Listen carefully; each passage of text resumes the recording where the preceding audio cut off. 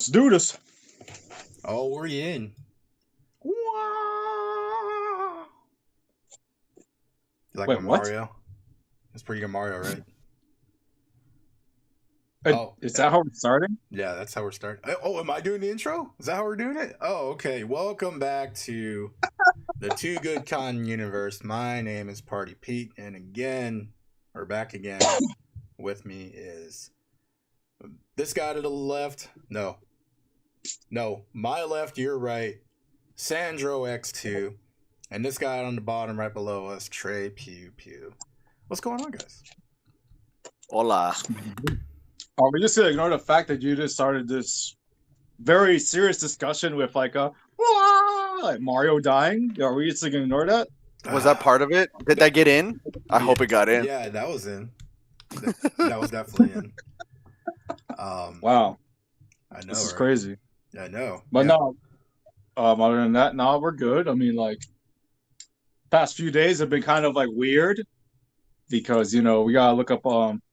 This is different. It's very different. It's very exciting, but also very like disturbing. I mean, what I found was just like, ugh, it's just whatever. Got put on like happy stuff after researching all this. After researching all this, yeah. So for those of you who don't know, perhaps you should learn how to read and look at the title of the live stream. Damn. Too Good Roundtable special, the Elisa Lamb story. So last week we had a stream, and everybody seemed to really like what we were talking about. Oh, dang, in the chat, TreyPewPew. Why do you have to call it up? Dude, I had to. I saw it. Oh man. Now nobody's ever gonna take us seriously. Nobody's ever gonna take it seriously, and I even linked your Twitter down below. So, God, I hope you didn't put TreyPewPew. No, I didn't. But send us mean things on Twitter if you guys are interested. Follow us on there also. But anyway, yeah, we were talking about the Elisa Lamb story last week, and everybody seemed pretty engaged in that conversation, that short conversation we were having, because we didn't really go in depth with the actual story. Just like general information. Yeah, general information, shinfo, if you will. And now we're back again with a full-fledged episode in this special roundtable special, whatever. And we're gonna shoot the bull on Elisa Lamb, and we did research, and we stayed up late, and we talked about things, and probably had a nightmare for. I slept good. I slept soundly. Yeah, you know what? I did too, actually. You know what? I had chorizo and egg for dinner. For breakfast this morning. And anytime I have chorizo and egg, I have a weird dream, and I did not have a weird dream today. So I was like, all right, everything's good. All right. That was fine. Okay. Okay, so, Sandra, kind of give us like an overview of how you came upon this story. So, I was first introduced by this story. One of my favorite YouTubers, his name is Top Fives. I actually saw this clip from one of his videos. He kind of does like creepy stuff, like creepy surveillance, it's like weird stuff, like cryptozoology, just like creepy stuff. He's not like chills. He doesn't have like an annoying voice like this, He has like more of like a calming voice, like and like I could tell he's very passionate about it. So like each of the videos are like 10 to 20 minutes, and like it's really a top 5 countdown every episode. But yeah, that's where I was first introduced to this case. I think it was something like top 5 mysterious videos, something like that. It was an old episode. And then that was like the thumbnail, I believe. But yeah, like basically that's when I was first introduced to it. I watched it. Should I just describe what this video is that we're talking about? No, I'll do that. Trey doesn't know too much about this case. We talked a little bit about it. So we told him not to do anything either for games. Yeah, I get to ask the questions. I know enough about the case to ask questions. It has popped up on plenty of YouTube videos. It's very popular. It's like, it's in this digital age, it's just like whenever you look at like mysterious videos like on the internet, chances are that's going to be like in the top searches, like automatically at this point. Yeah. It's Yeah, just very I've seen it bizarre. in a few Very. top tens. There's a podcast that I listen to. If any of y'all are interested in it, it's very good. It's called Lore by Aaron Mankey, I think. Oh, I've seen the show on Amazon. Yes, yeah. His podcast actually inspired a show on Amazon. Yeah. He's still doing episodes. He's got another podcast going on called Cabinets of Curiosity or Cabinet of Curiosity, something like that. But it's kind of the same gist, more with cursed or rare items kind of thing. What's a cursed item to you? Let's see, the Dybbuk box. It's a box or whatever that apparently hides a Dybbuk in it. It's a cursed Jewish item. You know, I heard about these actually from a patient of mine who was watching Nazism and the occult on History. And yeah, they mentioned this box, and I was like, well, what the fuck is that? like I was gonna look it up, and then I just didn't look it up. Now I will look it up, and Yeah. It's a pretty cool story. There's one that was floating around on eBay for a little while. A guy bought them, and I think his house burned down. his house burned down. Wow. Damn. Yeah. The most recent one or whatever is a little popular around that whole podcast stuff. I But see. yeah, there's that. Of course, there's a few over Annabelle, which who knows Yeah. if that's even a cursed object. We know it's in a glass box inside their museum. So Yeah. Oh, yeah, that's a curse offer. yeah, I can't think of any other ones off the top of my head, but the Dybbuk box and Annabelle are some of the most popular ones. Maybe if this goes well, we'll do another episode down the line about cursed objects, and that'll be pretty cool. Absolutely. All right, Dax in Shit, the I would've- chat. I got a question. Why in the hell is he called Silent Bob anyway? It's a great question. I actually asked that to my manager the other day, and he told me to get the hell out of here. So I actually don't. As he I'm not should even have. joking. I really did. I really did ask him that. That's and he gave you the correct response. Yeah, get You're on the hell clock, out of dude. Get out. Go back to work. Basically. But yeah, that. What about you, Pete? When did you first hear about this case? Was it also top fives, or was it me? Yeah. I talk about a lot of crazy stuff, so I don't know. Well, I'll get into the intro of the video. So yeah, we're just gonna start. If you're here, welcome. Leave a like if you like what we're doing. Let's hit subscribe on this channel. And leave a comment or stay in the chat. Do some cool things. Yeah, man. Let's do this, man. Let's talk about this. Let's It's gonna do be it. Let's do it, man. Hold on. In the chat. don't reply to him, dude. Okay, all right, yeah, that we'll leave it for later. Okay, so the story of Elisa Lam is one of the most prolific mysteries of the modern era. It's a story played with more questions than answers that captivated the cesspool of 4chan, paranormal enthusiasts hungry for validation, and armchair detectives like us that just enjoy interesting, creepy nonsense. Now, if you're like me and have seen dozens of episodes of 1,000 Ways to Die and several more dozens episodes of Unsolved Mysteries, you're probably desensitized to even a slight air of mystery surrounding a death. It just seems abnormal that there's not some kind of mystery anytime somebody dies, even if they die of fart disease or something. But the ante up on the story of Elisa Lam was the speed at which the information regarding her case was available online for the masses to study and scrutinize. And I actually remember reading about this case in midsummer 2013. But I didn't really think much about it until later. And you actually did send me that top 5 video, and you were like, "Hey, have you heard of this channel?"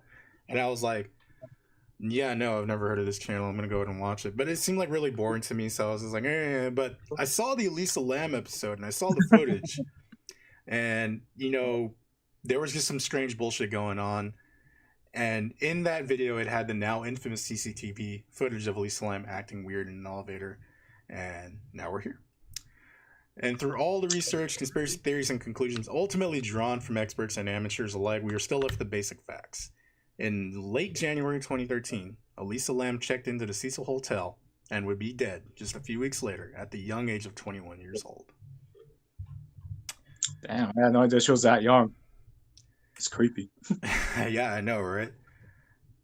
We're all in our like 40s by now, so us dying. You were in 30s, sir, but Speak for whatever. yourself, dude. Wow. Okay. All right. Yeah. Oh, just yeah, I forgot. just Yeah, turn yeah. on me already. Sure. Whatever. JTHM in the chat. Wow. Fart attacks are no joke, guys. But I mean, she's not wrong. I mean, they are funny though. I mean, they definitely sound funny. All right. So while not mutually exclusive to this story, it's important to note and bring up the significance of the Cecil Hotel and its checkered history when talking about Elisa Lam. It was built as a business hotel in the 1920s in downtown LA, Los Angeles, California. The hotel itself fell on hard times during the Great Depression of the 30s and never really recaptured the original market, as downtown escaped into what is now known as LA Skid Row. We are the problem show. Damn it. No, dude, you're gonna get it. You guys are gonna get us copyright struck. Stop. Yeah, hell yeah. Man, Sebastian Bach's so cool, even though he doesn't believe in wearing masks. But anyway. Wait, what? Are you serious? No, I don't know if that's true. I heard that on the internet, but Skid Row is pretty cool. Well, I'm just throwing that out there. Well, I'm sorry, I couldn't work out. I heard Skid Row and it was just like, hell yeah, Sebastian Bach. Hell yeah. Hell yeah. Yeah, I love Skid Row and Sebastian Bach. I think it was kind of important for us to just, and I mean, I'll just kind of, this is just like a slight aside. I did all this research, but I'm not gonna lie to you guys. You could do this own research on your own, but this is just probably 2 times more entertaining than doing that. But yeah, our sources pretty much are just gonna be Wikipedia and like whatever I could get online. So yeah.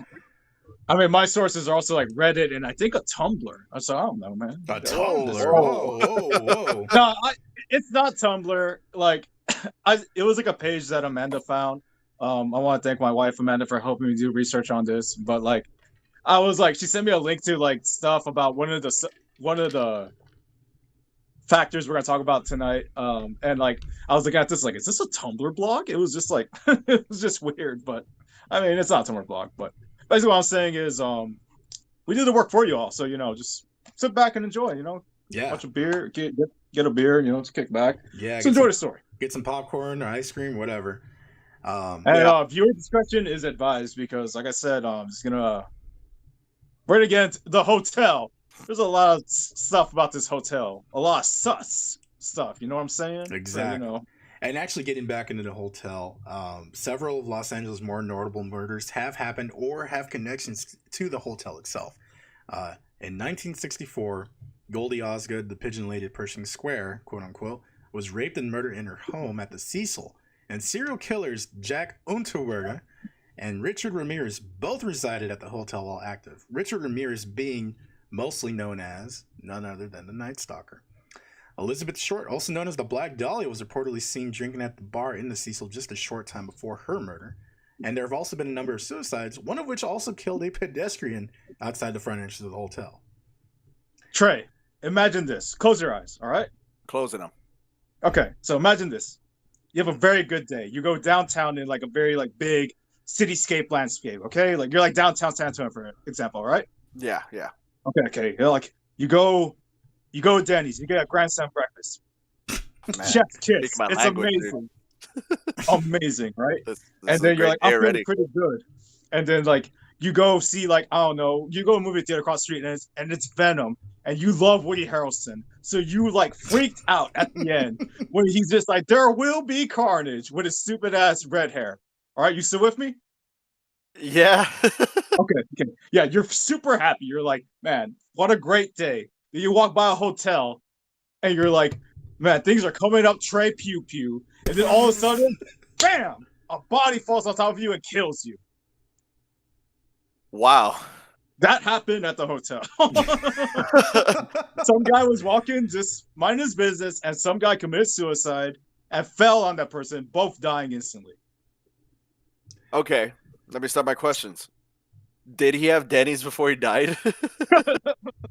Good question. I think he had IHOP, actually. Let me see. That's probably why. Cracker Barrel. Oh, okay. It's Cracker Barrel. Everybody knows that IHOP is way better than Denny's. What's wrong with you? What? All this. Okay, all right. Anyway, Anyway, okay, so even after renovations and rebranding as to stay on Main, the Cecil has tried to market itself as a boutique hotel, but its dark history continues to prevail and cast a shadow over its reputation, and as of 2017 has been closed to guests and residents hoping to spend a night or two in its hallowed halls. Andy, can you tell me any more about the murders and the history of the hotel? Well, I got a few, I guess you can say, notable deaths. The first death was a suicide, and it was reported in 1931 when a guest named W.K. Norton died in his room after taking poison capsules. And I thought it was also odd. A lot of people in this hotel, when they commit suicide, it's either by jumping off the building, obviously, or taking poison pills, or just taking poison. And I thought that was really weird. Like, what? Why poison? You know, I mean, like, okay, look, suicide's bad, but I just imagine that'd be like kind of painful, slow death. I mean, like if I were to off myself, like I'm not saying I condone this, but I'm saying a gun is faster. All right, that's all I'm saying. Wait, hold on. You said why poison? Because that girl is poison. Oh man, this episode is sponsored by 80s hair metal. You're welcome, Trey. That's not hair metal. What? What's not even hair metal? 90s R&B. Anyways. Oh my god. Hold on. Before we Alexander Stankovic? Official. I released the Elisa Lamb reconstruction. I would like some of you to watch and say what you think. Yeah, man, I got you. I'll watch that. All right, cool. Yeah, thank you for sticking around. Yeah, yes. Thank you for joining. Also, but not Andrew WK because he just wants to party. Let's party. Maybe this Norton WK was related to him. I don't know. We'll never know. Yeah, we never know. This is great. If you guys aren't here for the scary stories, you can stay for the musical nostalgia. Exactly. There you go. Can't wait till we get to Katy Perry. Oh God. All right. Well, let me just keep going. Let me see. The most recent death was actually about 6 years ago. A body of a 28-year-old man was just found outside dead of the hotel. Cause of death unknown. I thought that was just strange because the media the media doesn't have to give him a name. They haven't said why he was dead outside a hotel, so it could be anything really. Well, here's one of the things about the hotel and its location. Skid Row is notorious for being like a really bad part of LA. And I did also a little bit of reading on Skid Row. Thanks Wikipedia again. And I guess there was a controversy a few years ago where LAPD was picking up vagrants and homeless people, and they would dump them in Skid Row, basically. Wow. So they would move them out of the affluent neighborhoods, and then they would move them over to Skid Row. There's about 150 of these cases, and only 50 of them were actually investigated. So it's kind of one of those places where you kind of don't want to visit, but I mean, because of the significance or the historical significance of the Cecil, I think that's what attracts people over there, and that's probably, that's probably why people still continue to go there. Well, I mean, of course they're not, right? But they're still under renovation actually to bring back the hotel, and it's going to be being brought back within the next few years, I think, is what I was reading up. But either way, yeah, but it just kind of leads us back to the story. But do you guys have any questions? Go ahead. Well, before that, I just want to mention one more notable death from the hotel. What's that? And viewer discretion is advised for this one. This is probably the most effed up murder in this hotel. And this took place in 1944 when Dorothy Jean Purcell, age 19, was sharing a room with her boyfriend. And the boyfriend was unaware that she was pregnant. And so while he was asleep, she went to labor and she didn't want to wake him up, basically. So she went to the bathroom and gave birth to a young baby boy. And for whatever reason, she thought that the boy was dead. So she unfortunately chucked the baby off of the seventh floor of the building. And the baby died, and she was arrested and charged with murder, but was found not guilty due to insanity. Okay. Yeah. Shit. That's what Yeah, gets like I back said, into the whole history of the hotel, right? A lot of these people, like, they kind of went crazy living there, didn't they? See, and that's one of the other things too that that's significant about the Cecil is that there could have been some light occult happenings or even satanic rituals going on in the actual hotel, but I mean the validity of all these stories, it's kind of hard to pinpoint because as we're going to find out, a lot of people don't really talk when something happens at the Cecil. And a lot of people just kind of have their own experiences at the Cecil itself. So, but anyway, that's going to lead us back into January 26, 2013. Elisa Lam was a Canadian student from the University of British Columbia in Vancouver. That's from Canada. I thought Vancouver, California. Who was most likely taking a sabbatical from school and decided to vacation a bit in California. And I know it's kind of weird to introduce her as a student, but she actually wasn't registered in spring session of 2013. And this was corroborated by somebody who worked at the university that she was from.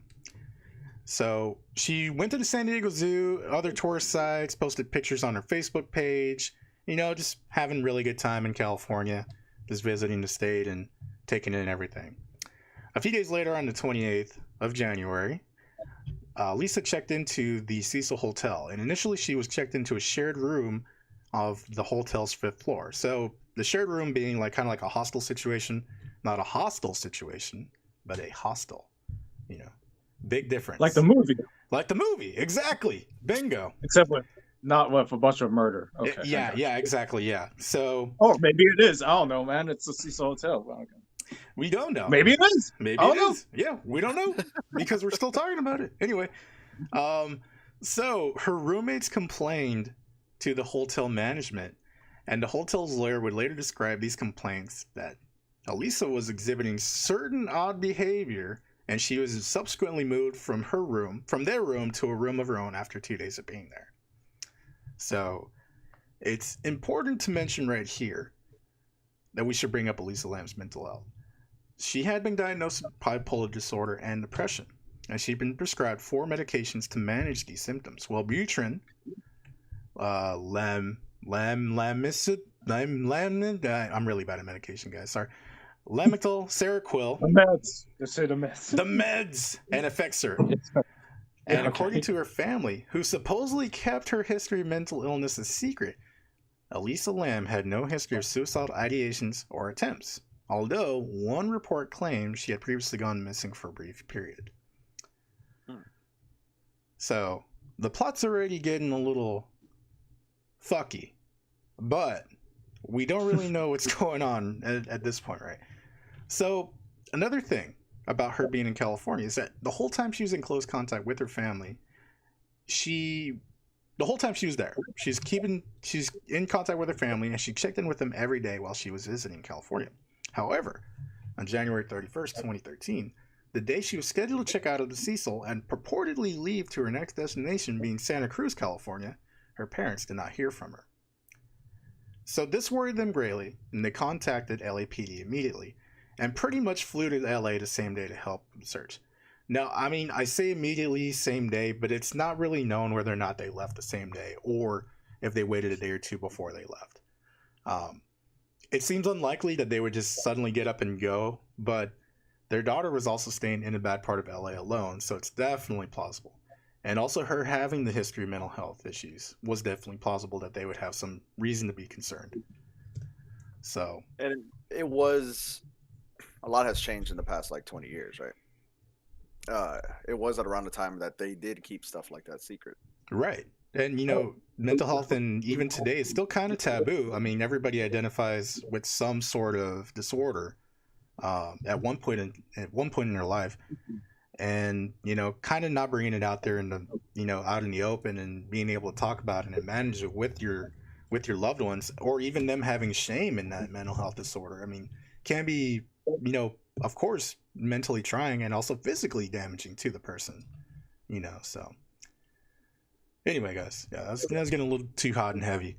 Yeah. Mm-hmm. Anyway, so hotel staff who saw Lam that day, this was the 31st, said that she was alone. And outside the hotel, Katie Orphan, a manager of a nearby bookstore, was the only person who recalled seeing her that day, and she said that she was outgoing, very lively, and very friendly while she was getting gifts to take home to her family. Now, she was also mentioning that, like, she's buying these gifts for her family. She's like, well, I don't know how I'm going to travel with all this weight, yada, yada, yada. These books are really heavy. So when she disappeared, the police searched the hotel to the extent that they legally could after she was reported missing. They searched her room and had dogs go through the building, including the rooftop, where we'll come back to that in a few minutes. But the canines were unsuccessful. Very important detail right there. Very important detail. But the canines were unsuccessful in detecting her scent. And then here's what Sergeant Rudy Lopez said later. We didn't search every room. We could only do that if we had probable cause. In this case, as to whether or not a crime was committed or not. So if they detected any kind of foul play, of course, they would have gone through the entire hotel and combed every single room. But when a missing person case occurs, especially in a large rural or urban area, it's very difficult to even quantify whether or not that person's still in the property or not. Especially one with like 10 plus floors. I'm sure there's even more.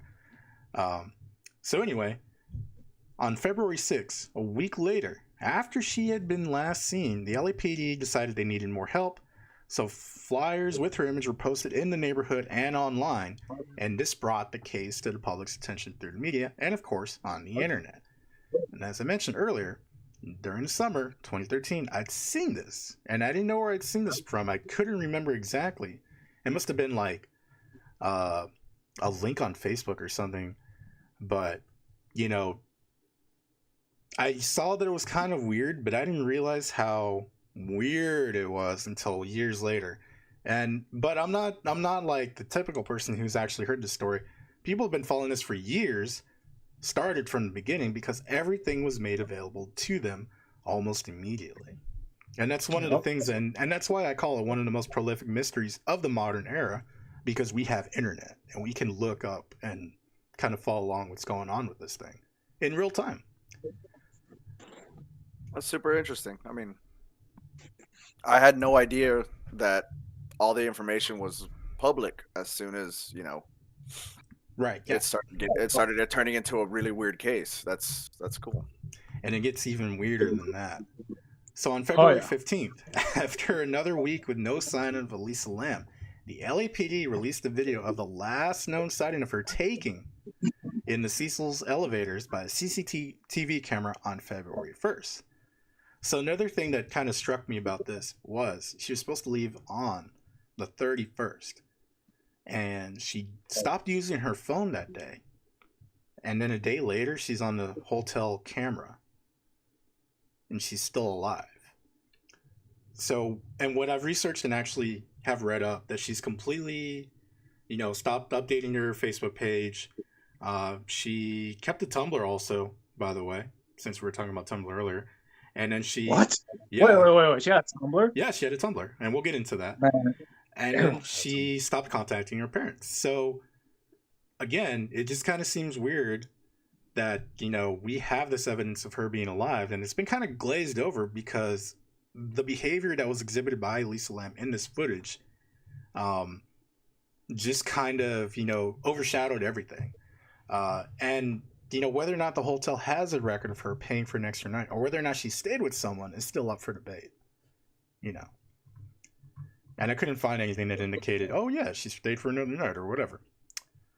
Anyway, we're going to talk about the most interesting point of interest in this story, and that's definitely the elevator video. So, Andy, take it away. What happened in this elevator with Elisa Lam?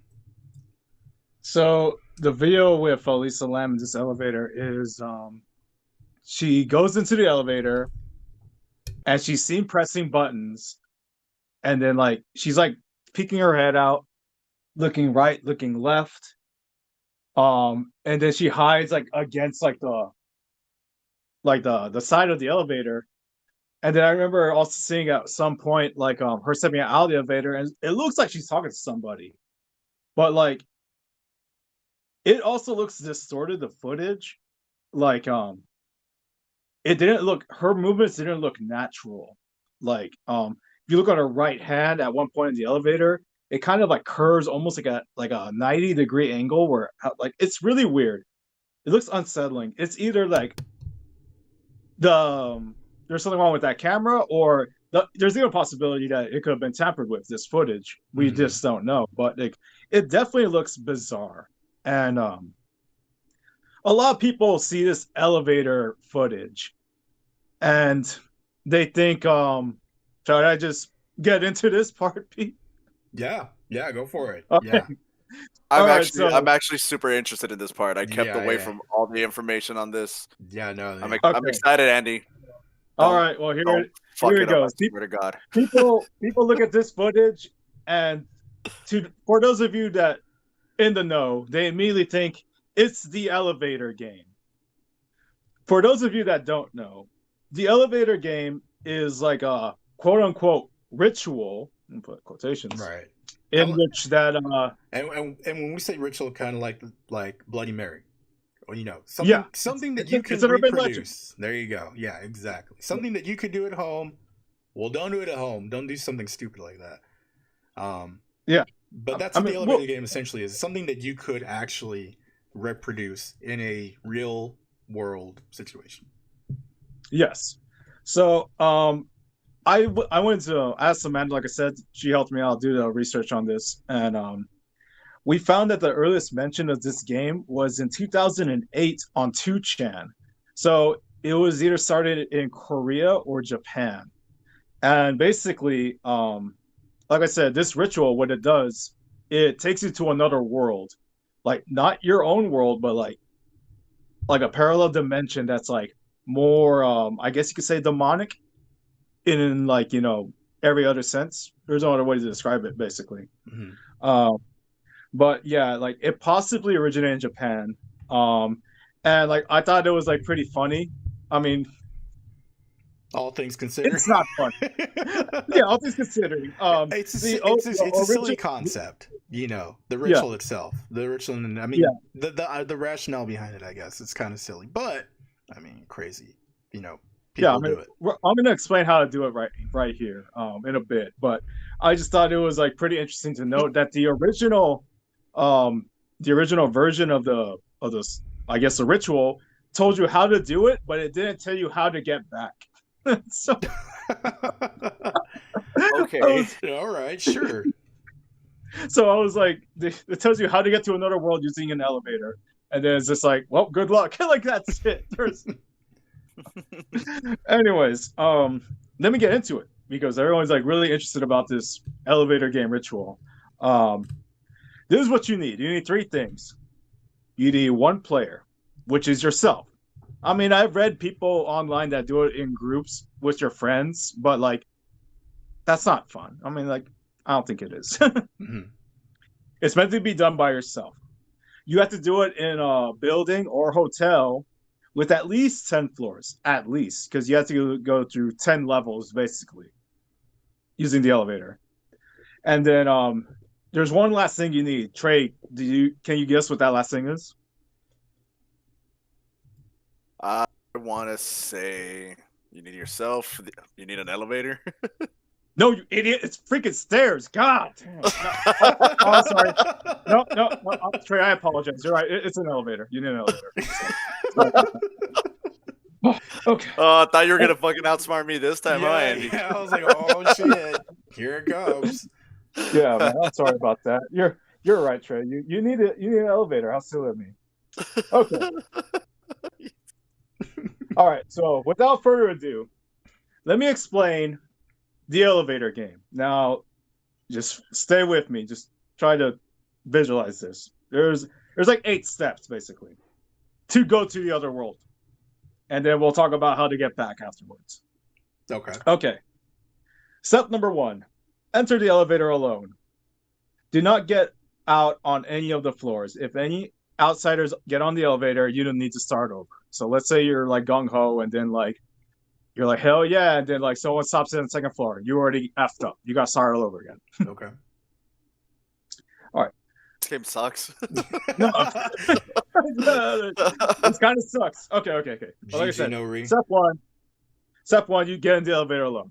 Step two, go to the 4th floor.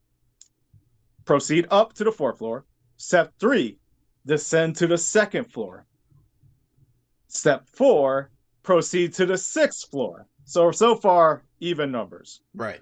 You go 4, then 2, then 6. All right. And then step 5, return to the 2nd floor. And then from there, at the 2nd floor, you go step 6, you go up to the 10th floor. By the way, if y'all want to Google this later, just Google the elevator game. There's less, just it's right there. Yeah, it's not hard to find. It's like common knowledge at this point. I really don't think I want to watch somebody do this. We'll get to that. Okay. We will get to that. Okay. So, like I was saying, return to the 2nd floor, go to the 10th floor. After the 10th floor, when you're at the 10th floor, go back down. We're at step 7. Step 7. Return to the 5th floor. Okay. From the when you reach floor. the 5th floor, this is when things start to get a little interesting. People report encountering a young woman. You are not to talk or interact with her in any way. She may or may not try to talking to you, asking for help, or agonizing you. So she may do that, or she may just not say anything, but just don't talk to her. And then afterwards,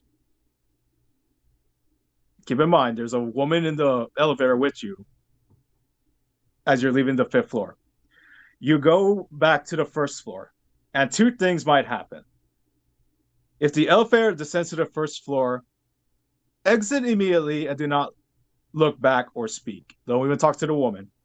So if you go to the 1st floor, great. Like, just get out. That's it. Now, like I said, you're going back down to the 1st floor. But if it goes up instead, you've been allowed into the other world. And you go straight to the 10th floor. Things might look slightly different, but no one will be there. The power might be out. People have claimed that people that have claimed to do it say that when they look outside the windows, they just see like red, like across the land and everything. Kind of like Evangelion, at the end of Evangelion. Yeah, kind of like that. With the poopy blood. Yeah. And if you choose to exit the elevator, you should ignore the woman's attempt to question or stop you. So, congratulations, you're in the other world. So now what? Indeed, now what? And what did he talk about? Yeah, is that it? Like we're in the other world now? Yeah, you're in the other world. You just like look around, be like, all right, this is cool, Like, look, man, like I've read a few accounts and like nothing really happens. I mean, like it looks different. I mean, I'll get to an account in a bit, but like yeah, like you just look around, like remember there's nobody there. And people have claimed that there's like the lights are out and everything. So like, you just look around and all that stuff and everything.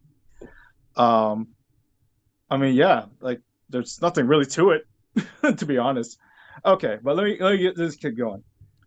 If you choose to stay in the elevator on Knox floor, just press the button to go down to the 1st floor and return home. I guess with that lady in tow, or just walk out, like I said. Like wait. She's in there with you? She's in the elevator on the 10th floor. If you make it to the other world, she's gonna stay in that elevator. Oh. Yeah.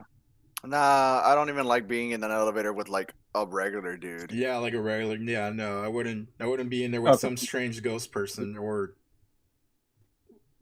celestial entity or some bullshit. Well, like I said, this is like kind of like ultimate urban spelunking, in a sense. Okay. So let's say you get bored already because you're like, oh, this is kind of like not as cool as I thought, or whatever. These are the rules to go back. Okay. You must use the first elevator that you used to arrive. And then this is why I should have said to like follow along at home because like you gotta follow steps 2 through 7, finishing on the 5th floor. Okay. The original steps. And then the original steps. Okay. The floor sequence is 2, 4, 6, 2, 10, and then 5. Jesus, When I you reach missed the like fifth, 4 of those floors. yeah, it's a little complicated. It's not even numbers, but like I said, when you reach the 5th floor, press the button to return to the 1st floor. The elevator will attempt to return you to the 10th floor instead, but you just keep pressing other floor numbers to stop the elevator before you reach the 10th floor. Then proceed to the 1st floor again. So it tries to keep you in this other world. But like if you're on the 5th floor and it's going back up, just try pressing any button that's not floor 10. So you can just get back down to floor 1. And upon reaching the 1st floor, check your surroundings. If anything seems off, even the smallest detail, do not get off of the elevator. Now, this might relate to Elisa Lam in this case, because like people say that it looks like she's playing this elevator game. It's very possible that this CCTV footage we're seeing is right here at the end when she's getting back from the other world. Because, like I said, she's looking at her surroundings and everything. But she gets out of the elevator, like I said. And she's also talking to somebody, too. Exactly. So, other than that, like I said, if anything seems off, do not get off the elevator. Just repeat the same sequence again until things look back to normal. And then once you're comfortable, exit the elevator and you're back home. That's it. Y'all following with me? I mean, I'm not. I mean, like, okay. I mean, yeah. So this started coming around the time as like internet challenges were being born, right? Well, this is even prior to the Elisa Lam case, which was another thing. This is 5 years prior. This is when it first started. 5 years prior. Right. Yeah, and yeah, exactly. Trey. Like what you were saying, like internet challenges started with back in 05, 06, back when. But that's another thing too to note. She said she was 21, right? Yeah. She's from Vancouver, right? Vancouver, yeah. Yeah, but she's also like a Chinese descent. Yeah. Okay, so it's plausible that she could have found out about this game. Like I said, I'm not saying that she did the elevator game, right? But it's a mystery. We gotta like cover like all types of possibilities. Yeah, all the different angles. Okay. I've got a question about this. She had a Tumblr. Yeah, so she had a Tumblr, but the Tumblr wasn't really like used. I guess if you want to say it wasn't like a traditional Tumblr. She was a lurker then. I mean, I'm pretty sure there's plenty of people with Tumblr accounts or whatever that just use their account to be able to either post on other people's. Well, it was mostly like fashion photos, quotes, and then a few posts in her own words. And then she used the Chuck Palahniuk quote in both her blog and her Tumblr. That the title of the post is "You're always haunted by the idea you're wasting your life." I'm not sure if that's from Fight Club or not. But so I'm sorry for laughing. Well, he wrote. I mean, it's a really good quote, but it's just I wasn't expecting it. Right? Yeah. So, I mean, okay. From what I was getting from what Andy was saying or whatever is that 2chan is a forum mostly used by people of Japanese and Chinese descent, right? Right. Exactly. Asian countries, yes. Yeah. Okay, I get where you're going. And if she had a Tumblr account, there's a pretty good chance that she heard about this game. Correct. Okay, and actually, that's another point. And I have a confession to make. What's that? Did you play it? I have a Tumblr. No, I have a Tumblr. But that's a hell of a confession, dude. I hardly use it. I actually made mine around 2012. I'm not gonna lie, but I'm glad you brought that up because I first heard about this elevator game through, you guessed it, Tumblr. No shit. I did. That's when I first heard about it. Before you even heard about this whole thing? No, I heard about the Elisa Lam case, but then actually, you know what? There's a good chance if you were on Tumblr back then that you heard about the elevator game even before the Elisa Lam case. Yeah, most likely. It's possible. because like sometimes because like I like creepy stuff. In Tumblr, you just use hashtags. It'll go creepy and scary. And I remember finding the elevator game and other like creepy like rituals. Right. And like I remember reading this like, oh, this is pretty good. Like this is some good stuff. You know, it's pretty crazy. Yeah, except for the And it's fact not that you're even gonna the spend an hour playing the game just trying to get to the damn top floor. no, I didn't even. I've never tried it. I never wanted to. Because like I'm gonna talk about it in a bit. I think it's BS. Like that's just what it is. It's a ridiculous theory. Like, don't get but me wrong. I want to believe it. I super want to believe it. I also want to Absolutely. believe in Nessie and Bigfoot. You know, like I want to believe all this stuff. Absolutely. You're going from one like corner to the other, dude. Like there's supernatural shit that is possible, and then there's fucking Bigfoot. You can't. Well, I mean, you're grouping them. you know, it's one of the They're both things. unknown, Trey. Come on. It's one of the things about the footage of Elisa Lam in the elevator, you know, and the strange behavior that everybody was like, well, she's high, or she's, you know, under the influence of alcohol, or she's having a manic episode.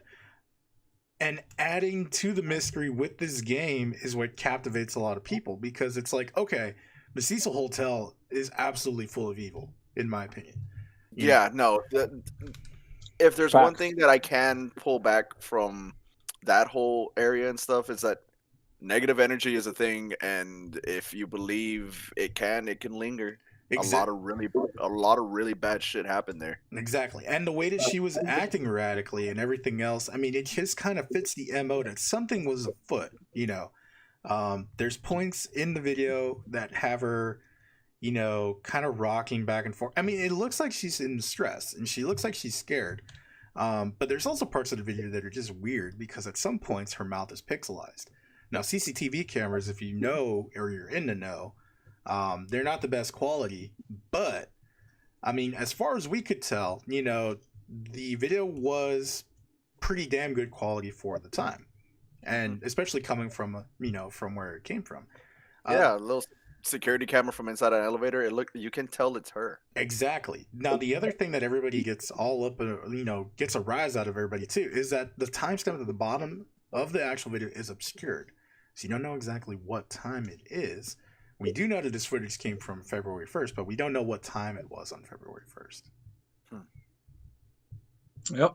Man, there's no one, you don't see no one in the hallways, so you don't even know. You don't even know if it's nighttime or what. Yeah, exactly. Because you're inside of a hotel. So it's like, you know. Okay. In chat, we had Alexander Stankovic up here say that you can actually import a shortcode and wait outside, and you don't need to do all the ritual. And in the video, actually, it shows her messing with every single button practically. I mean, it looked like that to me. But one of the really other big things about this footage that kind of gets me is that the elevator never closes, like ever. She's inside the elevator, completely inside it, obscuring, you know, in the corner, obscuring her own body. The elevator does not close. It doesn't go anywhere. It doesn't even look like it attempts to close. Yeah, and like, it's just open the entire time.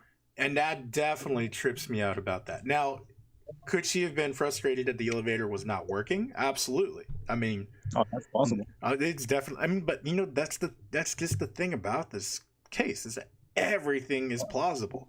It could have just been, you know, a malfunctioning elevator, and we're just blowing smoke because she's having a shit fit because she can't get where she needs to go. And then and then of course everybody, the other thing too is like, well, thank you, Pete, for like just ruining all my illusion of that. that makes so much sense. It pissed me off. Well, I mean, it's straight. I mean, it's true, man. Like no, it's a mystery. It could be anything. Yeah. It honestly, that's super plausible too. I mean, maybe the elevator was broken and she was just freaking out about it. Exactly, and you know, I mean, I'd be pissed too if I had to take the stairs. Exactly, hell yeah.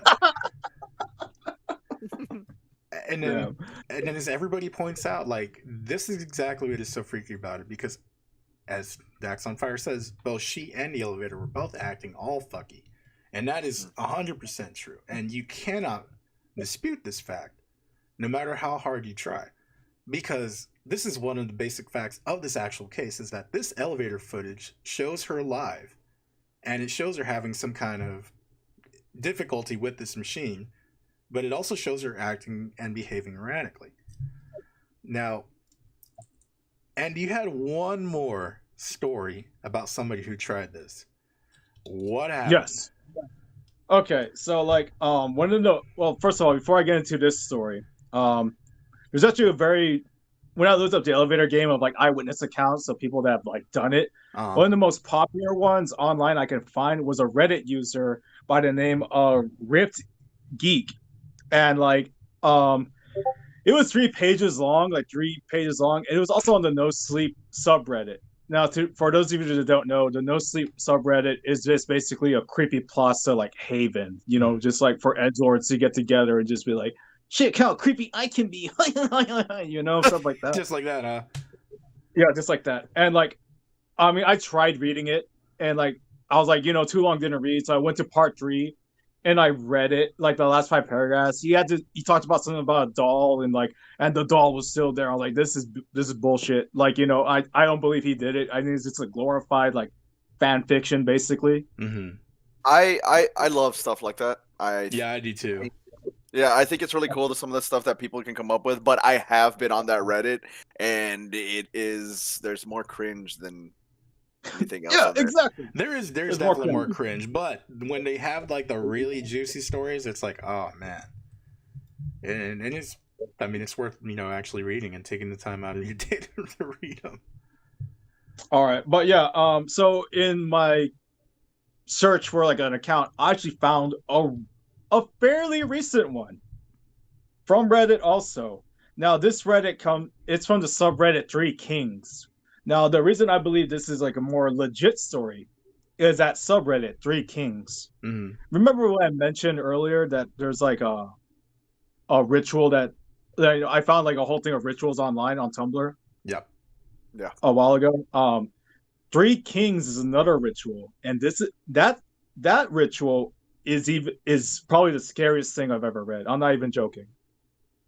Because we'll get into it maybe in another episode or another time. If you guys want to hear us talk about 3 Kings in an upcoming episode, let us know in the chat. Yeah. Like, look up 3 Kings, and it's like terrifying. But anyway, yeah, this story comes from the 3 Kings subreddit, so I'm more inclined to believe this. Okay. And this comes from Reddit user Frick Lair. And his story of using the elevator game is called The Elevator Game During Corona Mania. When it comes crashing down and it hurts inside. You're not abused? It's a Hulk Hogan reference. Come on, man. No, I got it. You all right? Yeah. Okay, cool. Let me learn the same page. Okay. All right, cool. Well, anyway, how are we getting copyright struck before we ever making any like revenue off this? Our covers are so shitty. We can like totally slide under it. Okay, but anyway, this guy did the elevator game, and obviously he's a wrestling fan. So this whole story, like, it has like subtle references to wrestling. When I was reading it, I was laughing. I'm not gonna read all the references, but there are a few on this account I'm gonna read. But anyway, Trey's not gonna understand a single one of them. What? Just do it. Yeah. Okay. So like, I just need to mention before I start that he did this out of boredom because he was like, why not? And like, he worked near a building with 10 floors, so he's just like, no people during COVID lockdown? Perfect. Like, this is his reasoning for doing it. Hell yeah. Absolutely. Oh, look at the pug. Yeah, sorry. Somebody's getting a little... That's fine. Annoying. All right. Okay. Well, let me go ahead and read his account in a short abridged version, all right? Okay. All right. These are his words. First level, starting point. Because of the failed previous attempt, I exited the elevator before I went back in. Pressed for the 4th floor. So he goofed up the first time, or something happened. Somebody went in. Yeah, probably. 4th floor. Nothing happens, but it felt quiet.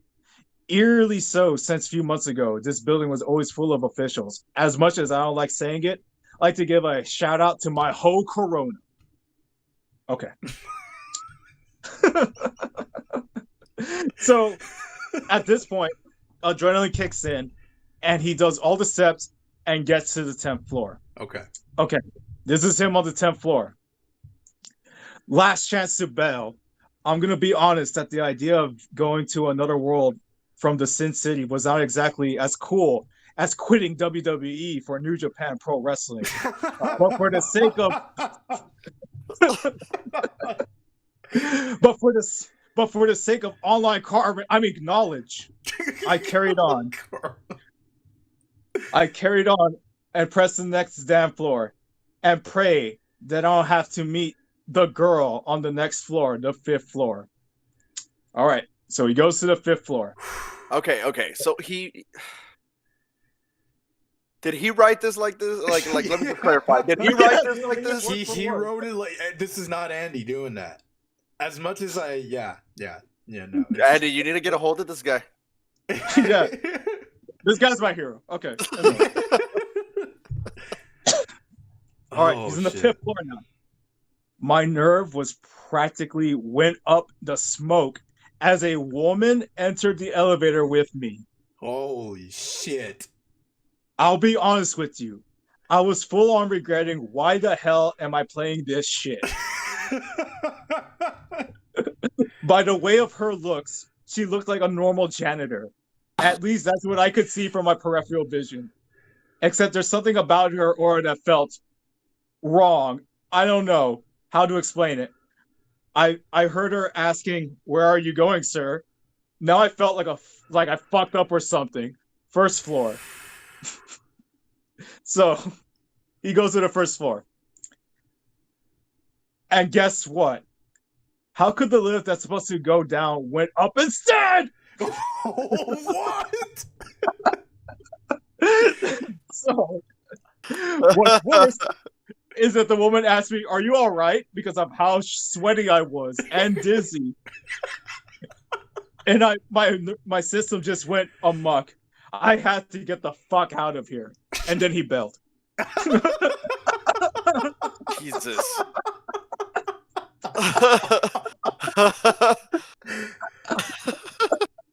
Oh. Okay. Wow. Yeah. No. That's the story basically. He bailed because, like I said, he didn't choose to explore. He just went back down. But dude, what Okay. What a ride! Holy shit! When Yes, you started what a this, what a legend. you said this was gonna be the scariest one you've read so far. Why did you lie to me and everybody else watching? Dude, I don't know about Because you. Trey, I'm fucking shook. Trey, this story's bullshit. I'm sorry. Like I said, the elevator game is bullshit. It's only real if you believe it's real. And everything has to have a scientific explanation to me, unfortunately. Right. Like I said, as much as I want to believe in all this stuff, there has to be science behind it. There has to be Nessie poop and Sasquatch poop, and there's got to be semen samples. Semen Chupacabra semen samples. Yeah, there you go. Exactly. There you go. Yeah. So it's just there's no science to it. I just want to read this because this guy's a wrestling fan like me, and I bonded with him. You bonded with him through the story, huh? Mm-hmm. What are you drinking? Oh, I'm drinking Ramune. Ramune. I'm not drunk. If you're wondering, I'm not drunk. Okay. I was like, this guy's hitting the sauce. Okay. So now that we know about the elevator game, thoroughly. Yeah, more than I wanted to. Yeah. Well, we haven't really got to what happened to Elisa. You're right. Oh, getting that down.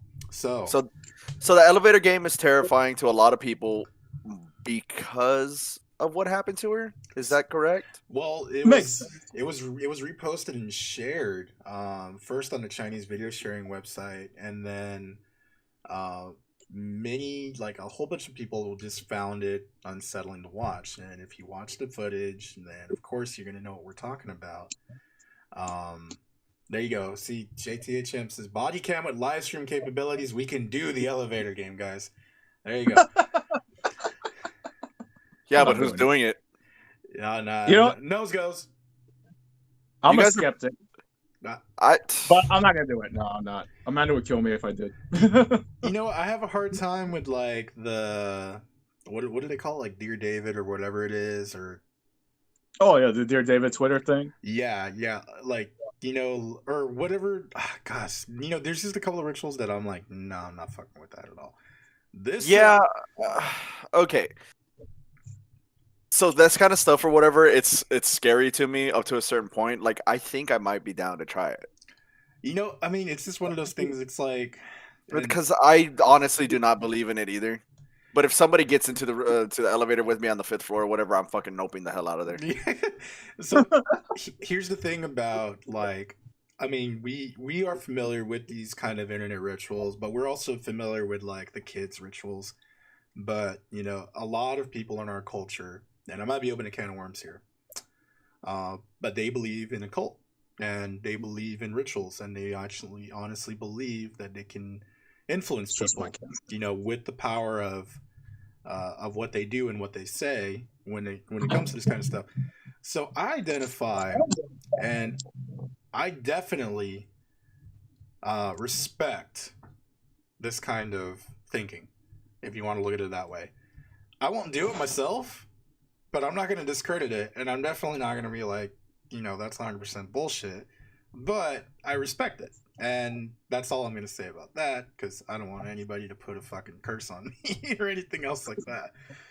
So it's terrifying for me because my family believes in all that. Right? Yeah. Yeah, I like mean, our family believes it to a certain degree as well. Absolutely. So. yeah, Yeah. like the generations above us. My mom still does. My grandmother, when she was around, even more. I remember her. This scared the shit out of me. Little side story. We were at my uncle's ranch, and she would walk around the lot that they lived on, Mm-hmm. and she came back with some rotted lemons that were left at the entrance of the lot, pretty much almost like the driveway. Okay. They were just lemons, rotted a little bit. She came back over here, whatever, said it was black magic, poured holy water on them or whatever, and threw them in the fire.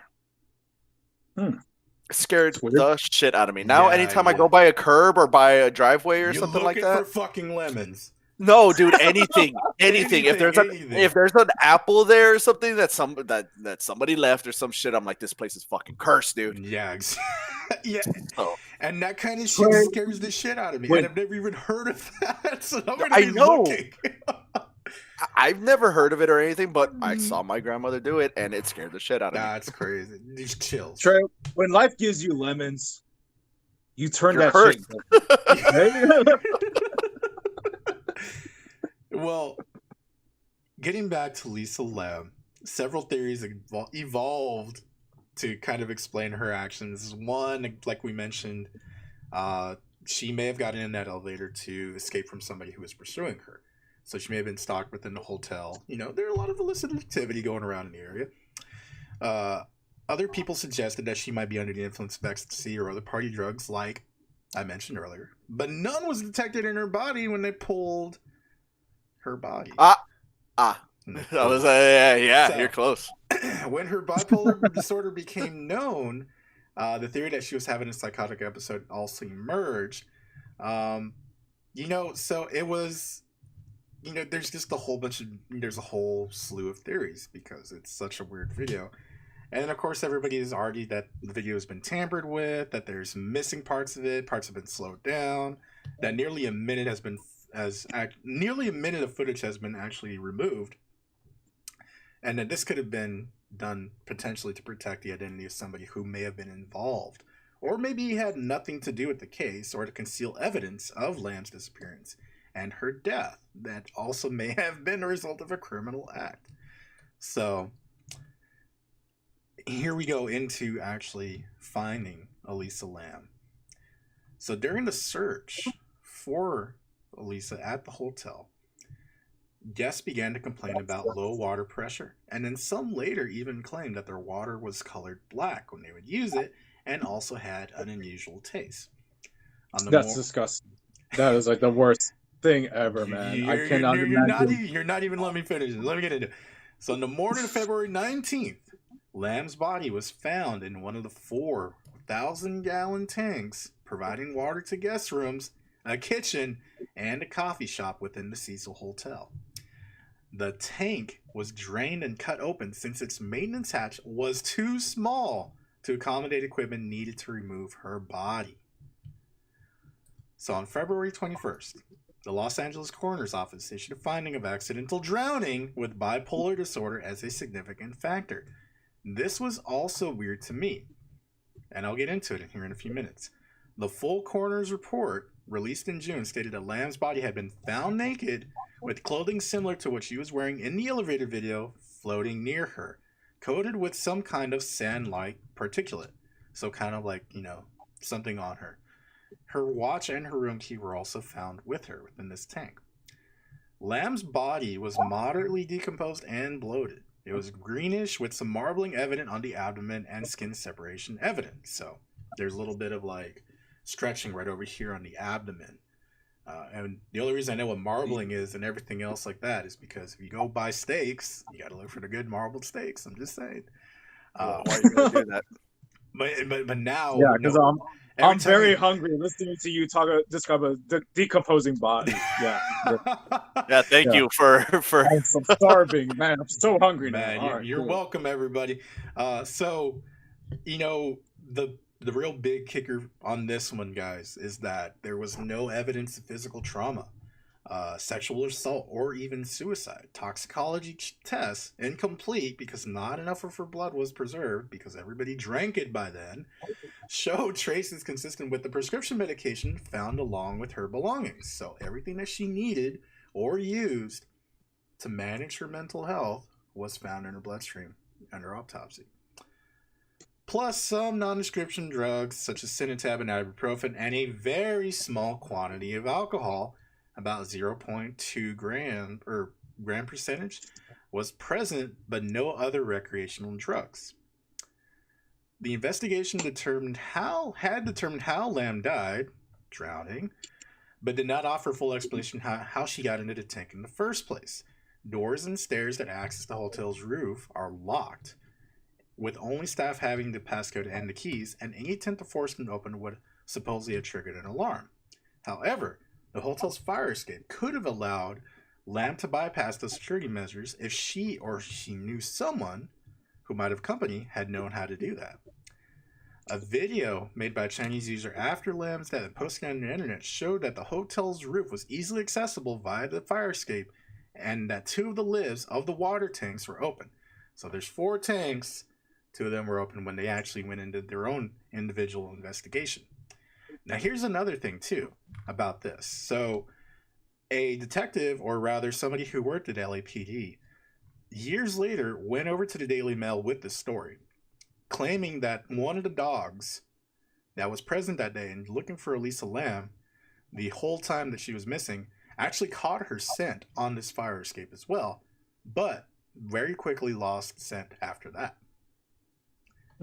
This is not on the official report from what I can tell. This was kind of like a one-off story.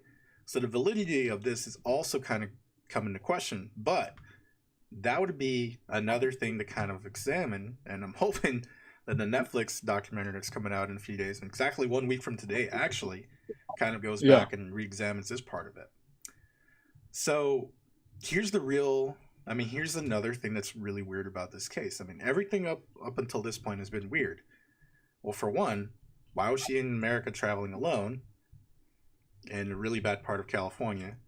For two, what was strange and odd behavior that was being exhibited in her hostel room before she got moved into her own individual room? And then we have her in this elevator footage where she's not using her phone anymore, no longer, and she's pretty much cut off contact on her own, supposedly or purportedly, and now she ends up dead inside of a 1,000-gallon tank on top of the roof. So, apart from the question how she even got up there, everybody's just kind of wondering how she got into the tank in the first place, and by herself. All 4 of these tanks are 4 by 8 feet, so 4 across and 8 feet high. and their cylinders popped up on the concrete blocks. They have no fixed access to them, so they have to use a ladder to get up there to look at the water. They are protected by heavy lids that would be difficult to replace from within. So what that means is that she climbed in and somehow the lid closed behind her. It just doesn't make any Maybe sense. I'm just throwing this out there. Maybe it's a big, strong gust of wind. Maybe, I don't know. See, and now I thought about that too, but these lids are heavy industrial steel or metal or whatever it may be, and Are they hinged? They were hinged, and they have 40 pounds of weight to them, or about 20 maybe. So while it's not necessarily like, while it's not necessarily far-fetched to think that she could actually climb in there and then maybe she held the door down. Remember, no physical trauma to her hands. I imagine if you have your entire body weight holding onto a hinged door and you're going to put yourself in a water tank, you're probably going to pinch your fingers, maybe. Also, the fact that she was naked is another really huge smoking gun, but we're going to get into that here in a few. The police dogs that searched through that hotel, even on the roof, again, we had the dogs that were on the roof, did not find any trace of her. So they even walked around these tanks and then they couldn't get a scent from her at all. How close was the investigation to when they told her that, when they told the authorities or whatever that she was missing? So 3 weeks at this point, isn't it? How soon or whatever did they start the investigation? I mean, sometimes they'll be like, "Oh, we have to wait," So actually, I even read up on this too. So the whole hey, you have to wait 3 days to start a missing person case is actually false. You can start one the same day that they're missing. So that's why they have Code Adams, or if you go to Walmart and you hear Code Adam, that's a missing kid. But you also get the alerts, the Amber Alerts on your phones, and then those are launched typically the same day. Hey, somebody's missing, they didn't come home that day.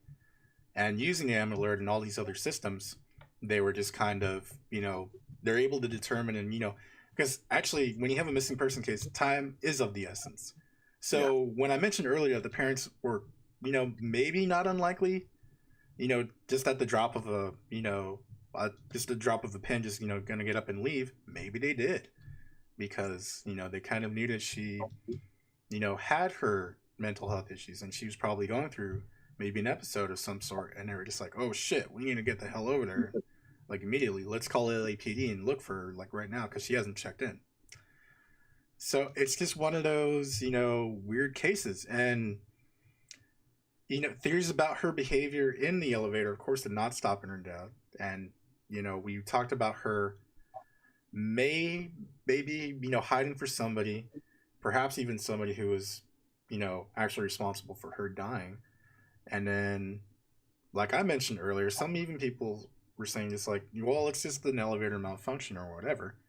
But because there was no influence of illicit drugs, especially from the toxicology screening that they did on her body, people were suggesting that it may have broken down in her while she decomposed inside of that tank.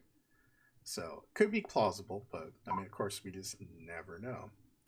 Yeah, that seems like another reaching for straws kind of theory. Right, exactly. There's a chance that somebody could have murdered her before and threw her in the tank afterwards. Did she die of drowning? That's what. Yeah. So that's what it's doing. And that was the ultimate thing, that it was an accidental drowning. It wasn't a suicide. It wasn't a murder. It was an accidental drowning. The autopsy. It just doesn't make any sense, right? Psychotic breaks are a real. They could be anything, dude. It could literally be anything. So if it was a psychotic break, yeah, maybe she did end up getting naked and jumping into the water tank, and who knows? Maybe she got trapped in there. Maybe Andy's right. Maybe wind did blow whatever hinged lid closed, and she couldn't get back open. Wind's pretty strong. And again, it just kind of adds to the mystery of this case, because from start to finish, we've had several different things and factors that you could, kind of pinpoint, but you can't factually say, oh, this is exactly what happened. because there's so many different, plausible explanations. This is interesting, Alfred. The tanks were 8 feet deep, and she was 4 foot something. He's thinking that she took her clothes off to keep her from wearing her down if she was alive. Maybe she was trying to claw her way out. See, I want to know whether or not there's, well, I think they did the nail assessment. Yeah, there was a finger kit, even. Was there? Yeah, I thought there I was. could have swore I read there wasn't, but was there? So check it out. Autopsy reports and conclusions. I mean, they've been, debated for long since this case has happened, but it doesn't say whether or not there was a result of a rape kit or a finger kit were even processed. It also records subcutaneous pooling of blood in Lamb's anal area, which some observers suggested was a sign of sexual abuse. However, one pathologist has noticed that it could have been resulted from the bloating in the corpse of the body's decomposition. Her rectum was also prolapsed. So the coroner's pathologists appeared to be skeptical about their own conclusion, or the coroner's pathologists appeared to be skeptical at the conclusion that Lamb's death was accidental. So yeah, like, I'm not sure whether or not there was a fingernail kit actually done, but I mean, again, if there was, they didn't say anything, and there was no processing of them.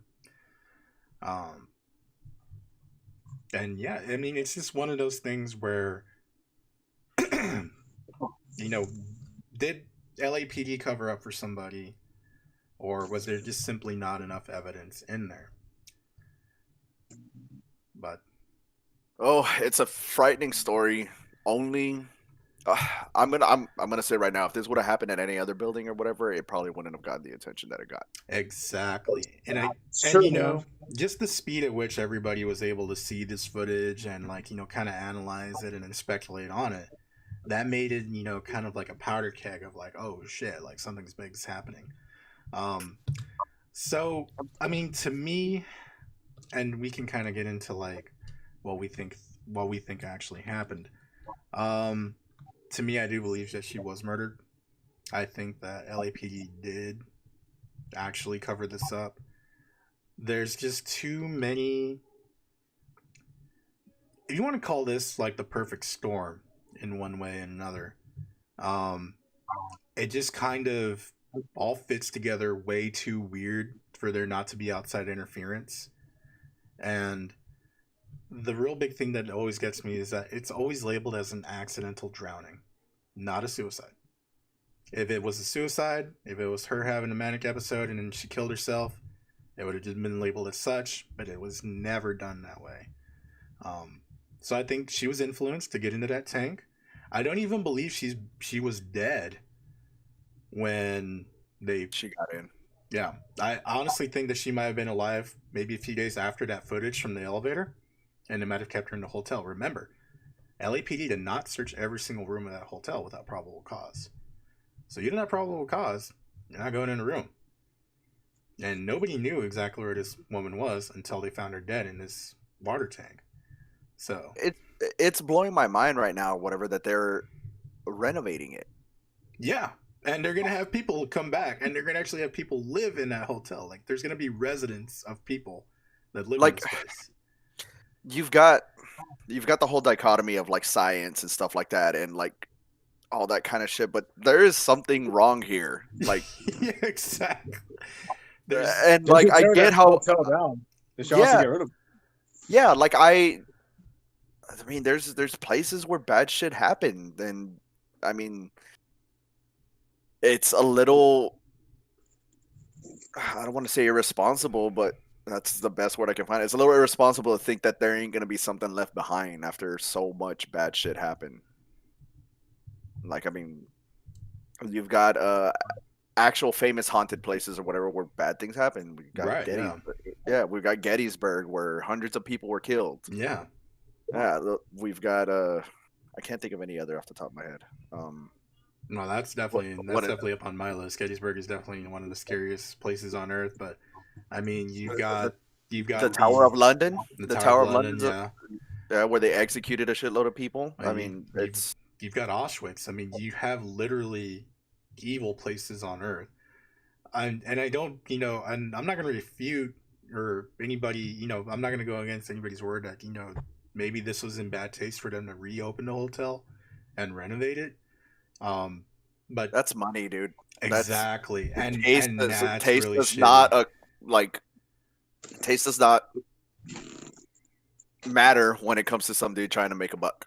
And I think that's, Yep, you know, true. what this, you know, ultimately, the, you know, Elisa Lam is a victim of is, you know, just poor taste in reality, because everybody's like, well, you know, we're just gonna kind of take advantage of the situation because Elisa Lam died in our hotel, so better renovate Yeah, it. yeah. I mean, like, I mean, that there, place is going to be more famous because of this. Like, Yeah, I mean, it already there had is the no whole. such thing as bad publicity, absolutely unfortunately. not. Yeah, And Yep. that is true. So, like, I mean, like, I'm not gonna lie, dude. Like, even when I heard about this case, it's just like, oh, I want to go. I mean, like, it's just like an interesting place. Like, but right. it's just like there's got to be like a line that there's got to be like some like line you shouldn't cross. But unfortunately, like it is what it is, man. They're just gonna keep milking it for all it is. Right. And you know, there's a morbid curiosity that I think everybody has. It's probably one of the reasons why we're into this kind of stuff and why we did Yep. an episode like this. Yeah. I have. Oh. There he goes. That scared. I'm not gonna lie, it scared the shit out of me a little bit. It was super It's all loud in good. my It's all ear. good. Oh shit. Yeah, what you were saying? So, Ugh. okay. Back to what we were saying or whatever. The morbid curiosity of what we all have. Yeah. I mean, we all like to look into the macabre and stuff. It's why we are fans of scary movies. It's why shit like Hostel or whatever piques our interest. Right. It's shit that we were told growing up, and everybody is told growing up that is bad. Yeah. And like, yeah, like it sucks, but human nature is we kind of want to see it. Exactly. It's like what they say, like you can't turn away from a car wreck, man. You just And gotta look. and it's like how Andy believes in, like, you know, Godzilla and everybody else, and you know, Clifford's not a kaiju. and Clifford's not a kaiju, but you know, he believes in, like, you know, Sasquatch and the Bunyip and all this stuff. You know, it's Whoa, something. Whoa. Yeah. Well, I'm just saying. Don't badmouth the bunyip, all right? Well, Okay, no. Both of y'all shut up now. So what? yeah, we'll get into the Bunyip later. But anyway, look, it's this. There's some sort of like validation when you kind of look into these kind of things because you want to believe. You want to believe. You want to see it. You have to, like, you know, you're curious. You want to see the actual, you know, you want to see the ghost, or you want to see that. So here is JT saying that she firmly believes that Elisa Lam was having a manic episode and would explain why she was spending money buying all those gifts and being social. It was just the beginning of her mental downward spiral. Now, I didn't actually go this route, but that's true. You're kind of moving through the motions of, like, you're saying goodbye when you're going to say goodbye. And that could have been, you know, why she went to California, to just kind of live it up one more time before she eventually killed herself. Also, during manic episodes, they won't or just barely sleep, and she could easily be hallucinating without being on anything. So yeah, you know, that's another really big thing too, is that the odd behavior that she exhibited within the actual tape, but also when she was in that shared room, could have been, you know, explained by a lack of sleep or having, you know, some type of mania. But you know, people sued the hotel, and even Elisa Lam's parents sued the hotel, but that case was thrown out. But people did sue because, you know, they drank Elisa Lam, and they brushed their teeth with Elisa Lam, and they washed their body with Elisa Lam. So that is so disgusting.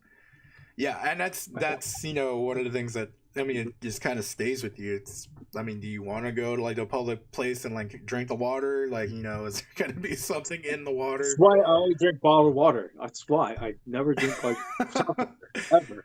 Just bottled water. That's it. Well, I did mention earlier that she did have a blog on Tumblr, and then she also kept a blog on Blogspot named Ether Fields, and she kind of posted, like, you know, just stuff about like I guess she was into fashion, and also accounts of her life, but she did talk about her struggle with mental illness. And then in a blog post in January 2012, she lamented that a relapse at the start of the current school term had forced her to drop several classes, leaving her to feel directionless and lost. And then that's where she used the quote, "You're always haunted by the idea that you're wasting your life." And she also used it as the epigraph for her blog. So since her death also, her Tumblr blog was actually updated after she died. But this was presumably done through Tumblr's queue option, which allows posts to automatically be published when the user is away. But her phone was not found with her body or in the hotel room. And it has been assumed that it may have been stolen around the time of her death. And whether or not the updates to her blog were facilitated by, the thief, who actually had her phone, the work of a hacker, or just through, Tumblr's own algorithm and their queue, it is not known or unknown whether the updates are related to her death as well. So, I mean, like, what is the post about? Like, did it say, like, what? So no, I actually tried to find this blog, and I had a really hard time doing it. So I'm not sure if it's just been covered up or if, like, somebody else is taking it in there.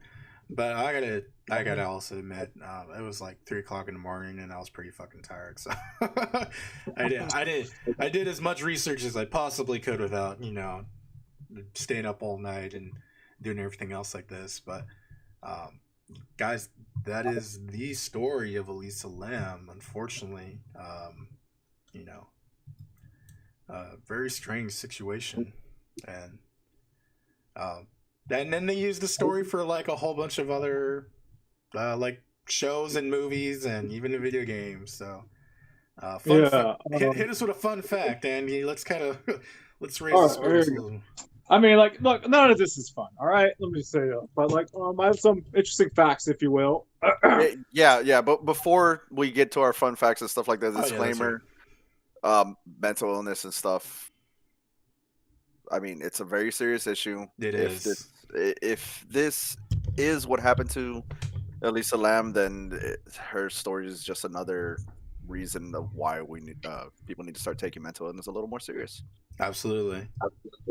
So yeah, we as a channel, we support any kind of mental illness rehabilitation and stuff, any kind of therapy, any of that. So yeah, take it if you think you need it. I mean, if you don't need it, you'll find out after.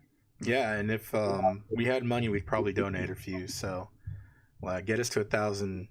Get us to 1,000 subs so we can start making money off of this channel. Yeah, we can start putting it to better shit than Discord. More lights. Yeah. More lights than Discord. And Bunyip research. Yep. We're never doing an episode on cryptids. I don't care what you guys say. Oh, come on, man. Just one. I was actually thinking about that the other day. I was like, we should do a video on cryptozoology. I would love that. No, I'm lying. I would totally do it too. I love stuff like the Jersey Devil and all that.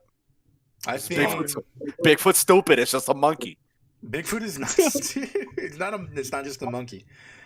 He's an ape. All right, he's not a monkey. Get it right. All right. He's the thing. He's a fake thing. Bigfoot is not real. I would like to do maybe the Skinwalker. I'm sorry, what? The Skinwalker, whatever it is. Oh yeah, Skinwalkers, changelings, etc. I think that's Wendigos, whatever. Wendigos, yeah. I believe in Wendigos more than I do Bigfoot, man. Wait, hold on. You want to do Wendigo from Marvel? Because I'd rather do Man Thing, to be honest with you. Just gotta say. Okay, Andy. Fun facts. Some fun facts about the hotel. The hotel can be seen in the background of music videos by U2 and Blink-182. Which Blink-182? The Rock Show. No shit. Okay. Wow. Okay. So like you know the Rock Show music video where like they're on a building and they're drawing money off the building. The hotel's like it's right next door. Oh, it's right next door. Oh, I was like, oh shit. Okay. Trey, I think you mentioned this like kind of off camera. We were talking about this. The hotel was the inspiration for the 5th season of American Horror Story. Mm-hmm. It's that's where I started learning a little more about it. That hotel and I think the Holmes Castle in London Yeah, were Yeah. direct inspirations or whatever for the hotel in American Horror Story season 5. I heard it was also a Was that hotel the- in Chicago also that may have been the inspiration. That I'm not sure of. I know they got like inspiration from multiple places, Yeah. but Wasn't this also the season that Lady Gaga was in it? yes, and Oh shit. yeah, Okay. yeah, it's the Lady Gaga season. It's actually not a bad season. I'm not a big fan of American Horror Story, but it has its gems. Hotel's not bad. It's got a lot of really interesting lore that ties into the Cecil Hotel. So if you guys are interested in it, yeah, those seasons are usually about 10 episodes long, and they're not bad. Okay. All right. This hotel man case has been featured in Ghost Stories. There was an episode of Castle based off the case, and I think also of CSI or something like that. One of those shows. Right. And of course, I think Ghost Adventures has a new episode based on the Cecil Hotel that just came out. Trying to ride the Elisa Lamb story like we are. To the I mean, it's the anniversary. To I was the like, I just top. realized that the other day. It's the anniversary of it. So very timely. It happened in February or January. Having January. It happened in January. Yeah, but like the buy was discovered until February, so like we're in that time. Oh, okay. Yep. And then of All course right, they do have the Netflix documentary. It's a 4-parter that's coming out pretty soon as well. Yeah. 1 week from tonight. Right. Yep. One All week right. from tonight. I always wanted to watch. What was the name of the show, Pete? Ghost Hunters. Ghost Adventures. Ghost Adventures. I used to love stuff like that growing up, but it's gotten so campy. It's hard to watch. You know, Do you guys remember Fear on MTV? I do remember. Oh, I love was that. just bringing it up to Vanny the other day, and I was just like, it's just so just a good. room. Some Godsmack. Yeah, hell yeah, Oh, exactly, dude. Voodoo I read an at the episode start. when the chair moved and it scared the crap out of me. Dude, I remember the Jersey Devil episode where the Jersey Devil. Did I say Jersey? The Jersey Devil. The Jersey Devil. The Jersey Devil. Where they had to make them wait. I know I said it wrong. They had to make them wait inside of a pool, an empty pool, Oh, like hell out no. in the Oh, I forest remember and that. stuff. Dude, that was horrible, man. And you can hear all the trees moving and shit. That was Hell no. terrifying, man. I don't know if it was real. I don't know if it was just MTV screwing with those poor kids. But shit. No, yeah, that's a no from me. Yep. A haunting. The show. It was like a dramatization of like real hauntings here in America. Andy and I used to watch those and binge those when we were living at my mom's all the time. And actually, it was on Lifetime for a long time.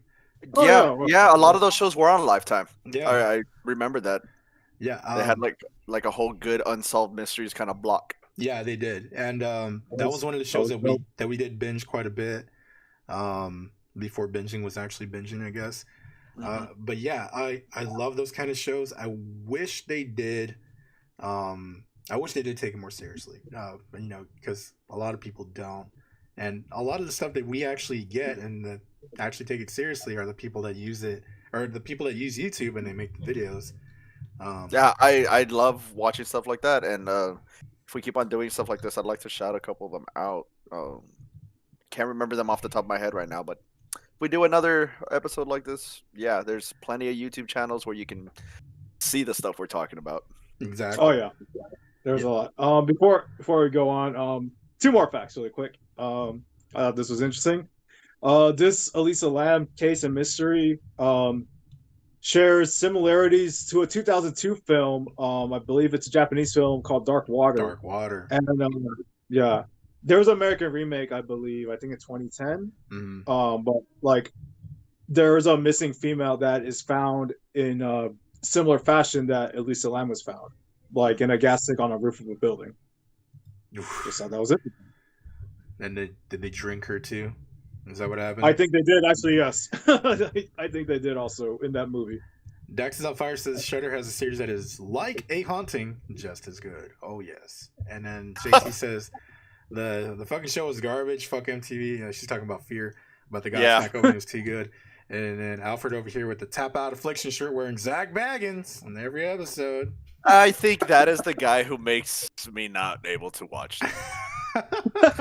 It's just when he starts talking shit to the ghosts. It cracks me up and it kills the whole vibe. I'm like, hey man. But he's like totally like a skeptic. He's like, whatever, this is bullshit. I'm just getting I'm here to get paid in money and cocaine. And then the Demon House doc is pretty cool. I've actually tried to watch this one for free. And I was just like, I really need to get in there. The greatest Japanese horror film, hey, what's up, Julio? Is Sadoko versus Kyoko. You Can't Change My Mind. I hated that movie. It was boring as hell. That's fact, Andy. You say that all the freaking time. Dax says, I saw Dark Water. It creeped me out just because it made me think of Elisa Lam. I guess it's just one of those. It's just one of those stories, man. Like, yeah. And I'm glad we did this. I'm glad I stayed up late and did the research on it because now I'm gonna have nightmares. And it's gonna be really cool. Well, one last little fact. This case has influenced multiple projects in film, as I just said. But there is even influence a video game called Yik, a postmodern RPG, and it has some controversy in this game because this case was the surveillance video was a direct influence of this game. The people that made the game made like a cutscene with the main character that goes missing, and they used the exact same movements that Elisa Lam did. Oh, wow. Yeah, and a lot of people were like, it's distasteful. It has like average. I was rating. about to ask, what do you guys think? Is that bad taste? I mean, I think it is. If you're recreating it like from frame by frame, I think that's bad taste. All right. Well, I mean, listen, guys. Call of Duty had you kill JFK in Black Ops. It's kind of one of those. I did not know that. It's at the end, and it's it's 100% implied. I mean, there's a lot of bad taste in games already. I think in this particular case. I mean, I guess in gaming in general, nothing is sacred. True. BuzzFeed Unsolved is hilarious, and I love BuzzFeed Unsolved. I actually saw BuzzFeed Unsolved for this very story, and they were talking about ghosts, and then the dude who's like the skeptic is like, "Why do you just bring up ghosts? Like, who cares?" But I mean, damn guys, that was an intense conversation, and It was a great conversation. It was a great conversation. I hope everybody liked this because we worked really hard to make this happen. And, I'm just kind of glad people showed up this time. No, yeah. I personally didn't have to do too much. I did prepare myself for whatever to ask questions. I didn't write any down because I didn't know exactly what Pete and Andy were going to talk about. So... yeah, but the last week was nothing but planning. Yeah, this came up. At least for me, this came together pretty quickly. I had a really rough, dry run through, with my mom last night actually, because she was just like, "Oh, what are you guys doing tomorrow?" And then I just kind of explained the whole story, and we both kind of mutually agreed that she was murdered. But I think she's murdered. That's honestly like, she has to be murdered. That should be like our little conclusion. Like, what do you guys think exactly? I mean, I definitely am in the murder group. I mean, there's lots of people in different groups from like, it was like influence from a ghost or the ghost of like the Night Stalker that she was talking to, Richie Valens. Not Richie Valens. I've never heard that. Richard Ramirez, dude. Not Richie Valens. That's reaching so far, dude. See, but again, because of like, oh man, there's just so. I mean, this story's so. I mean, I'm gonna say it's so moist and juicy that like there's. You're not wrong, man. Like. It's the fact that it, like I said earlier, the fact that it happened at this hotel leaves so much open to like your own personal, interpretation. And I honestly believe that she was murdered. I think that she was forced into the tank. There's just no. The fact that the thing was closed, I mean, always gets me. I mean, everything just smells and looks like shit, in my opinion. And I really think I I there's some smell foul play. collusion, and it smells really bad. And it smells really bad, exactly. I honestly am leaning more towards the whole murder thing. The only two things that make sense or whatever is her. I don't want to say it was suicide, because if it was a manic episode, that might have happened without her having any intention of dying. Exactly. And we just don't know, and we're unfortunately probably never going to know. I don't believe you could do research on this story and find anything new unless somebody flat out comes out and says, hey, I know exactly what happened because I saw it happen. Yeah, I agree. This documentary coming out or whatever, I'm looking for don't know answers. if I hope that there's answers. yeah, I don't know if I'm gonna watch it unless somebody tells me ahead of time that there's different information in it. Yeah, because I'm gonna watch it anyway because I'm just kind of like, I mean, I'm a shell when it comes to like that, mysteries and shit. I have to know. I have to watch it. It's again morbid curiosity, just nagging at me. JT brought up the pegging scene in the upcoming Resident Evil game, but we're not going to talk about that today. Mm-mm. Wait, is that confirmed? I'm asking for a friend, but I just know that's confirmed.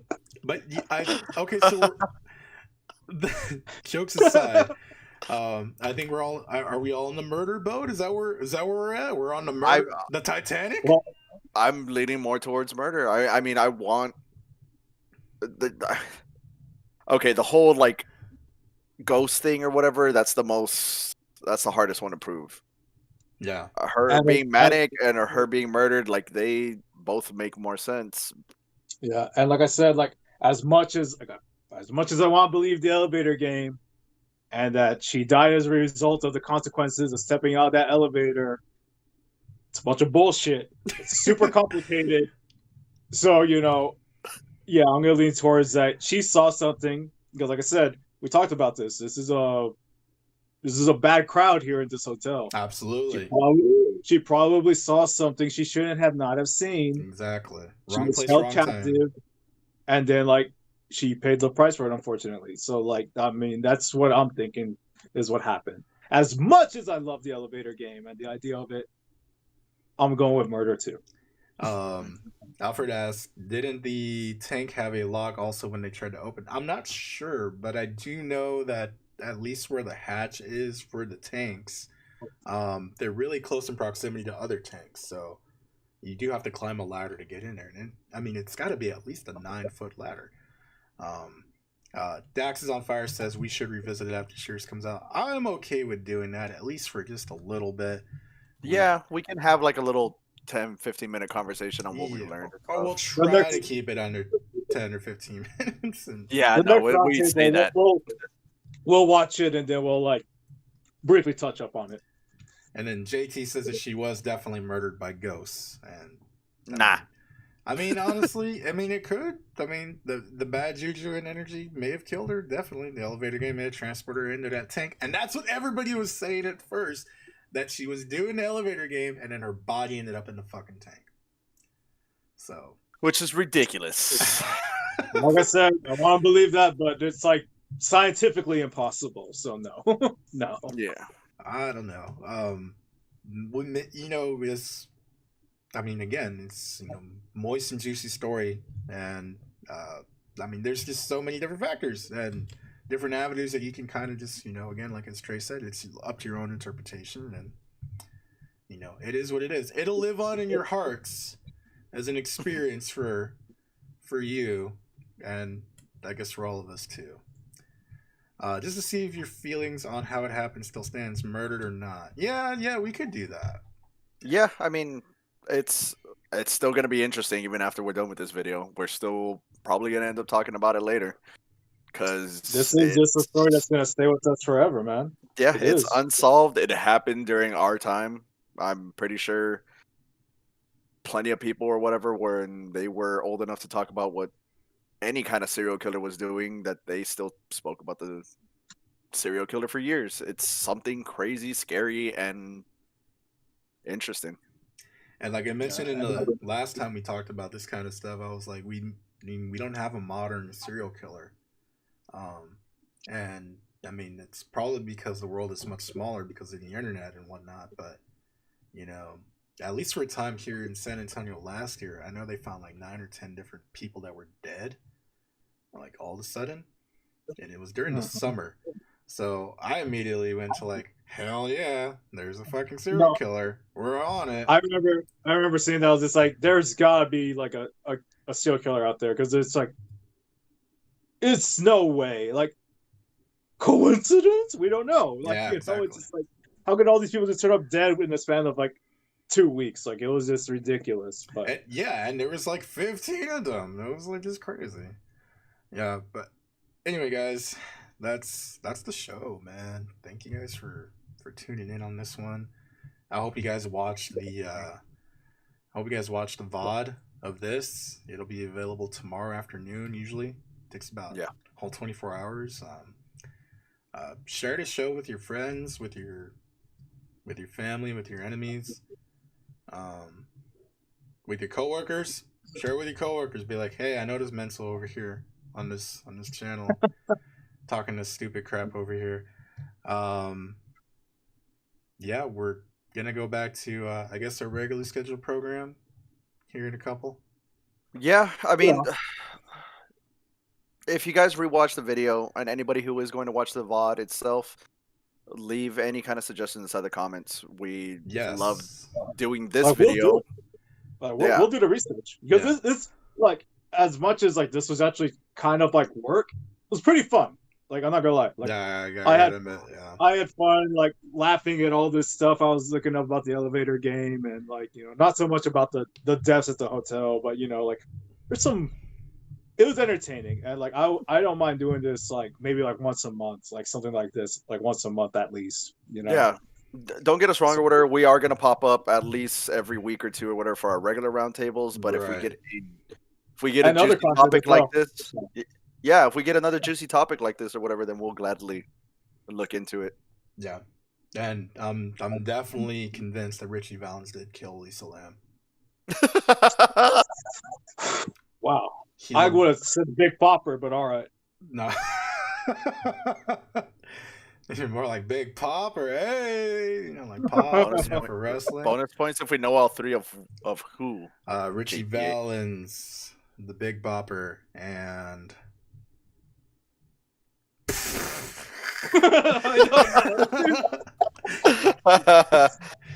I just saw that movie a month ago too. I should know this, but I didn't. It was the dude with the glasses. The Big Lebowski? No. Oh no, not the Big Lebowski. It was the other guy. ZZ Top? No, it wasn't ZZ Top either. No. Oh man, dude, I'm gonna get a headache trying to figure it out. Yeah, Doesn't matter. This isn't gonna happen during this video. If Pete can figure it out without using the internet, by next video, we'll let you know. There you go, guys. All right. Well, without using the internet? Oh shit, man. Buddy Holly. What? Just call mom and ask her. It's That's not Buddy the Holly. internet. No, look. Dax is on fire. Helped out Buddy Holly. There you go. Is that for real? Yeah.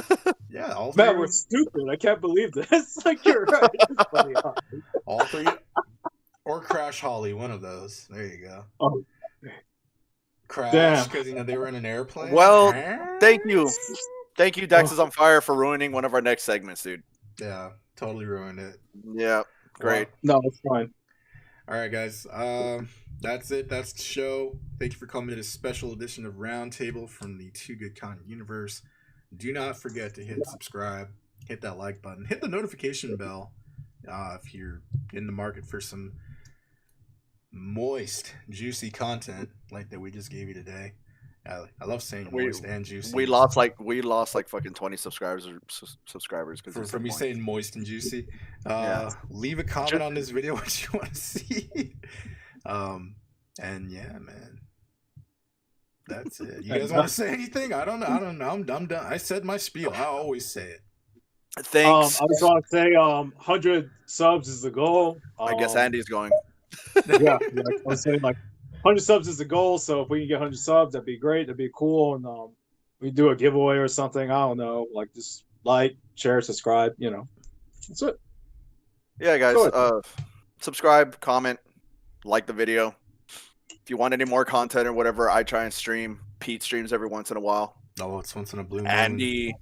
Andy probably makes more content than any of us. So hopefully he'll be putting something up soon, right, Andy? It's in the pipeline. It's just very tenuous. It's a lot of editing. I mean, I'm proud of it. I've got a little bit of an unboxing video to post up, hopefully by tonight. See how it goes. Yeah, we can give you some light spoilers of what I've been working on, but yeah, there's definitely. Oh, also, so here he is next to the NECA foot soldier. Yeah, I'm still doing figure reviews. I got plenty in the pipeline right now. I just got to sit down and edit, and that's. I know, and like I'll go and say what I'm making right now. It's like a video of like my favorite films from last year, but like my personal picks. But it's a lot of editing because I'm putting in clips and stuff like that. So like it's gonna take time, but like I think people will enjoy it because like I have a very unique taste in films. So like as stupid as that sounds, like it's very true. As long as that stupid First Cow movie is not on there, then we're gonna be okay. You know what? It didn't make it. Like I love that movie, but it was like so slow. Trey, you don't even know what First Cow is. You've never probably heard that movie, have you? I haven't, and I'm looking forward to seeing your video on these movies that nobody probably is ever going to watch. It's true. I mean, like, yeah, most of them are like not very well known, but I enjoy it. No, I mean, when it's done, it's done. But yeah, like if I ever want to sit down and watch a movie, I can go look at one of your videos, Andy, and pick a movie off the list. Actually, very quick before we end this episode, I just want to mention this. I watched Psycho Goreman the other day. Oh yeah. Fantastic film. Should we save that? Yeah, we'll save that. Like, We'll talk about it next episode or something. Yeah, because I think Sounds Psycho good. Goreman, we can actually have a little thing. I want to watch it too, so I think we should have a little discussion on it. It's different, isn't it? Yeah, it's very different, very funny. Okay, cool. But yeah, I rented it off Vudu for like $7. So because I couldn't find it on Shudder, even though it was advertised on it, I couldn't find it, so I just rented it for $7. So. Interesting. I wonder if it's like a timed exclusive kind of thing. 100 subs before next episode, or Andy does the elevator game. Agreed. Better get those likes and subs. Only problem, I live in Colleen and there's no building that has 10 floors. That's like the only problem. I'll drive you to San Antonio, dude, but I'll wait outside. Or you can go to Austin or something. Yeah. There you go. All right, guys. They're gonna. Okay, guys. Thanks a lot again. Yeah, thanks everybody so much for tuning in. This is a long one. Yeah. Have a great night. Stay safe, stay healthy. Wear a mask. Bye. Sorry.